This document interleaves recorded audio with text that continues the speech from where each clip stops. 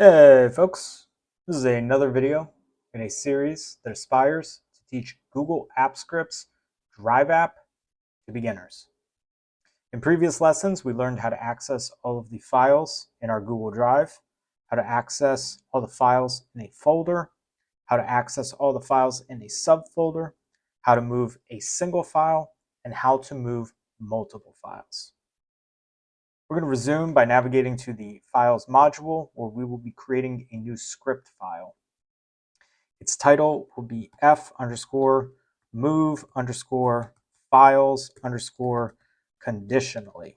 I'm going to hit enter, and we are going to call this, we're going to change the name of our function. My apologies. We're going to say move, capital F, files, capital I, if.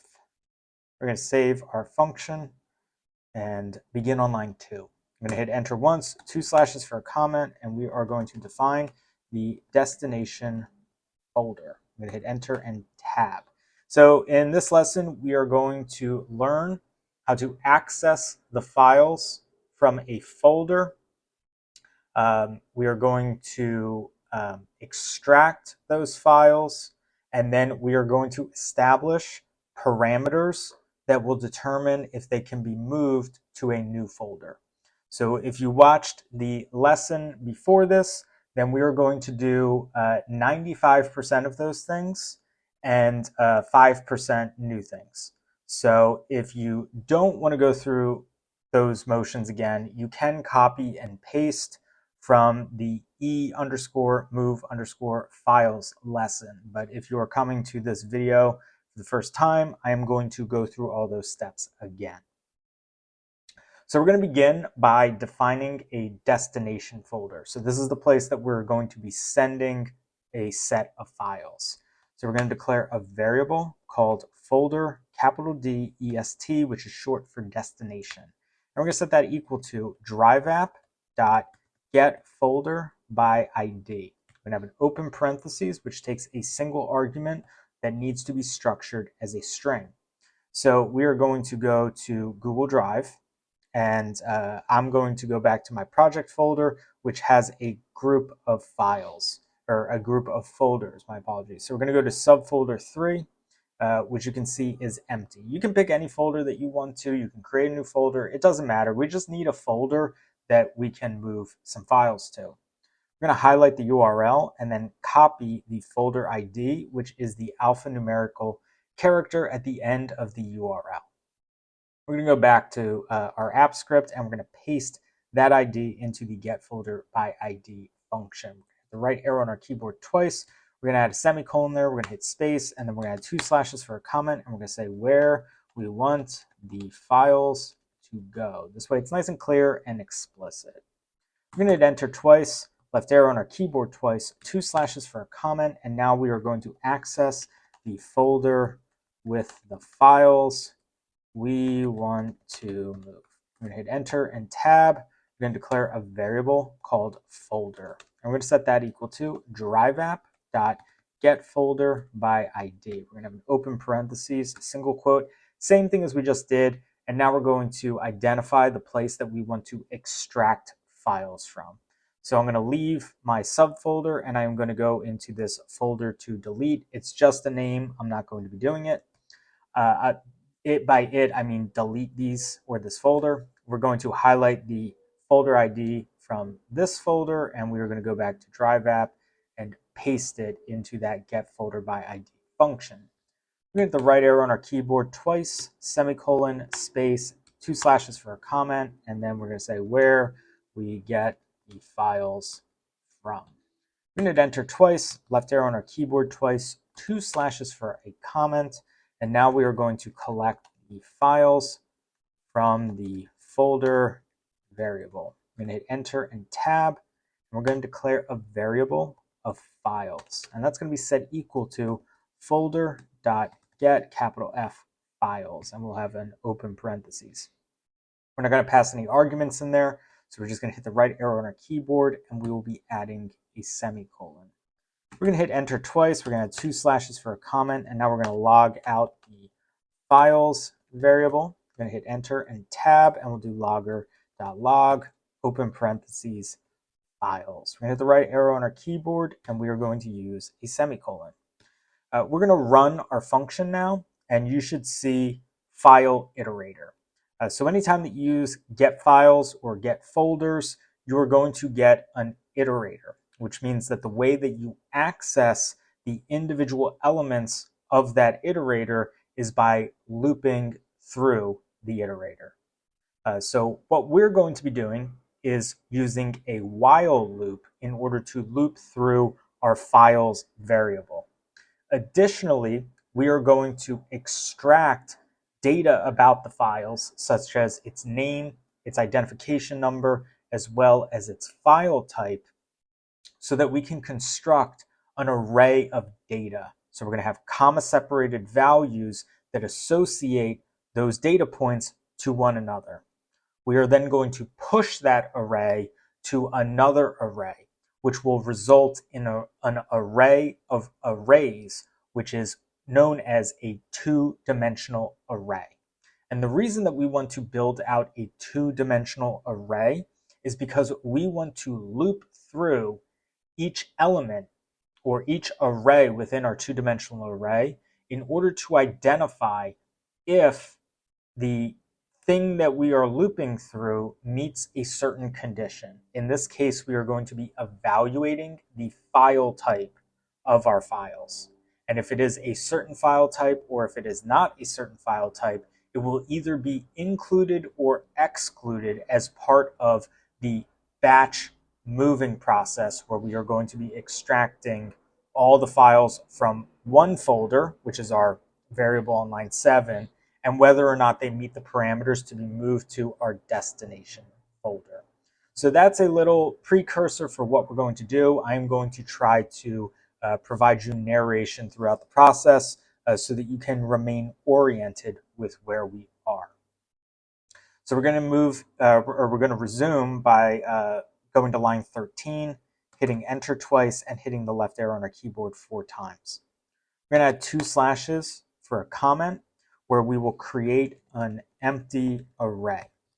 We're going to hit enter and tab, and we're going to declare a variable of array, which will be set equal to square brackets. We're going to hit the right arrow on our keyboard, and we're going to add a semicolon. At this time, I'm going to collapse some of my shelves because we don't need them anymore. So the reason that I add comments and then hit enter and tab is because then I have these little arrows here so that I can collapse these shelves. So because we are not going to be using our folder or our destination folder for a little bit, I'm going to collapse them so that we have a little bit more room on screen. I'm going to resume on line 16 by hitting enter twice, hitting the left arrow twice, and adding 2 slashes for a comment. Now we're going to use the while loop to access the file, or access each file in the files variable. We're going to hit enter and tab. We're going to do while, open parentheses, files dot has next, open parentheses. Hit the right arrow on your keyboard twice, hit space, add curly brackets, hit enter, 2 slashes for a comment, and now store the file to a variable.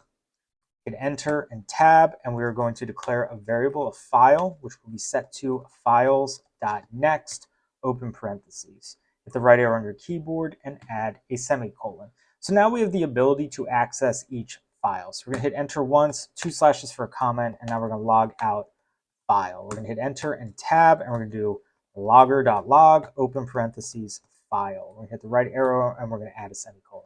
So now we're going to have some tangible feedback in terms of what's happening. So at this time, we're going to evaluate our logic to make sure that it's operating the way that we want to. I'm going to open up my shelves for the time being.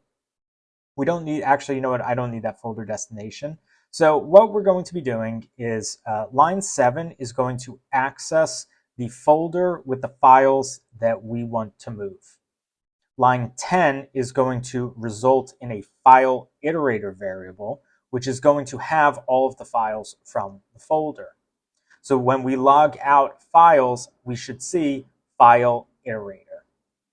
We're then going to be using that files variable in order to use the while loop to access each element of that file iterator. We're going to be using our file variable in order to see each file. So when we do logger.log file, we should get each file listed out individually in sequential order each time the while loop runs. So we're going to hit run, and we're going to want to see a bunch of files. Cool. So you can see that we have our file iterator, which is coming from line 13, and then I have 5 files that have been logged out for each run of my while loop. So line 23 is resulting in each one of these popping up each time the loop runs. I'm going to go back to my folder and to confirm that hello, hi, howdy 3 and untitled spreadsheet are the same thing that we're seeing in our log. I have now successfully confirmed that the first part of the while loop logic has been created. I'm going to resume by closing my console log. I'm going to collapse my folder variable as well as my files variable because I don't need it anymore. We're just going to be focusing on the extraction of data from our file. So we're going to resume on line 23 by hitting enter twice and the left arrow on our keyboard 4 times. We're going to add 2 slashes for a comment, and we are going to create an empty array to store file data. I'm going to hit enter and tab, and we're going to declare a variable called array capital F files. And we're going to set that equal to empty square brackets. We're going to hit the right arrow on our keyboard and add a semicolon. We're going to hit enter twice, add 2 slashes for a comment, and now we are going to push the file name, ID, and type to the array files variable. I'm going to hit enter and tab. So what we're going to do now is we're going to use that file variable on line 21 in order to extract some data points, and we're going to be using a push method in order to push them into this array here. That way we can have an array of data that has the file name, its ID, and its type. So type will be spreadsheet, document, deck, drawing, form, whatever. So we're going to begin by referencing array files, and then we're going to use the .push method, and we're going to have an open parentheses. The first thing that we're going to do is push our file in there, which is going to result in its name. So we are going to hit the right arrow on our keyboard, we're going to hit space, 2 slashes for a comment, and we're just going to denote that this is where the name is coming from. So when you use push, it adds something to an array. In this case, there is nothing in our array files. So if we logged out array files, we would just get square brackets and the name of the file in between those square brackets. We're going to hit enter, and we're going to use array files.push again, and we're going to use empty parentheses, and we're going to reference our file variable, but now we're going to use a dot method in order to use .getID with an open parentheses. This is going to result in us getting the ID of the file. So when we hit, so we're going to hit the right arrow on our keyboard twice, hit space, 2 slashes for a comment, and we're just going to denote that this is where the ID is coming from. So when we push ID in after file, it will result in those 2 elements being comma separated. So we're going to have square bracket, file name, comma, and then the file ID. The last thing we're going to do is hit enter, type array files dot push, and we're going to do file dot get capital M MIME type open parentheses. We're going to hit the right arrow on our keyboard twice. We're going to hit space, 2 slashes for a comment, and then we will say type. So now we have the data points that we want. We're going to hit enter twice, 2 slashes for a comment, and we're going to log out array files. This way we can make sure we get what we want. We're going to hit enter and tab, and we'll do logger.log open parentheses array files. We're going to hit the right arrow on our keyboard and add a semicolon. At this time, we're going to hit run to make sure that this is doing what we want it to do. And we are seeing really encouraging signs. So when we get file iterator, that's coming from when we were doing logger.log for files. When we are seeing this name here, that is coming from logger.log file. And then when we see this array, this one-dimensional array that has 3 elements, a name, an ID, and a MIME type, we are seeing them encapsulated by square brackets, and they are comma separated, which is an indication that we have successfully pushed the values into an array. And then we are seeing that for all the other files from our folder, which is an indication that our while loop is operating as we want to, and our desire to push data types into an empty array has also been successful. So what we're going to do now is push each array into our array on line 16, which will result in an array of arrays, also known as a two-dimensional array. So we're going to resume on line 34. We're going to hit enter twice and the left arrow on our keyboard 6 times. We're going to hit 2 slashes for a comment, and we are going to push the array files variable to the array on line 16. So we're going to hit enter and tab, and we're going to do array.push, open parentheses, and then we're going to push the array files variable into that array. We're going to hit the down arrow on our keyboard once. We're going to hit enter twice, hit the left arrow twice, 2 slashes for a comment, and now we're going to log out the array variable. We're going to hit enter and tab, and we'll do logger.log, open parentheses, array. We're going to hit the right arrow on our keyboard, add a semicolon, and hit run to make sure that we get a two-dimensional array. So we're seeing all the same stuff that we just saw, and now we are seeing a two-dimensional array at the bottom.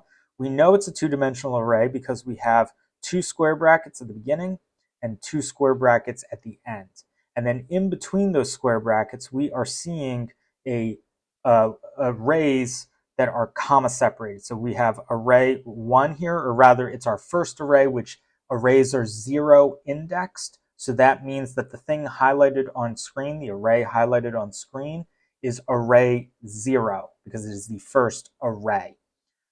The second array is high, and that also has square brackets, so on and so forth, right? So you see a bunch of arrays inside of an array. We have successfully built out a two-dimensional array.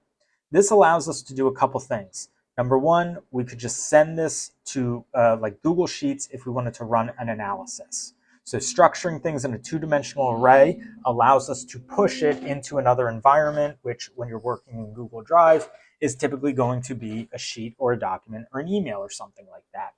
Additionally, we can loop through our two-dimensional array and set up some conditional values. So for the purposes of this lesson, we want to establish some conditions that will allow us to include or exclude line items with certain characteristics. So what we're going to do now is we no longer need our while loop. So I'm going to collapse that shelf on line 18, and we're going to resume on line 41, where we're going to hit enter twice, left arrow on our keyboard twice, and we're going to add 2 slashes for a comment, and we are going to loop through the array from line 16. We're going to hit enter and tab. We're going to begin by using a for loop. So we're going to do for open parentheses I in array. We're going to hit the right arrow on our keyboard. We're going to add curly brackets. We're going to hit enter once. And now we're going to establish a conditional if.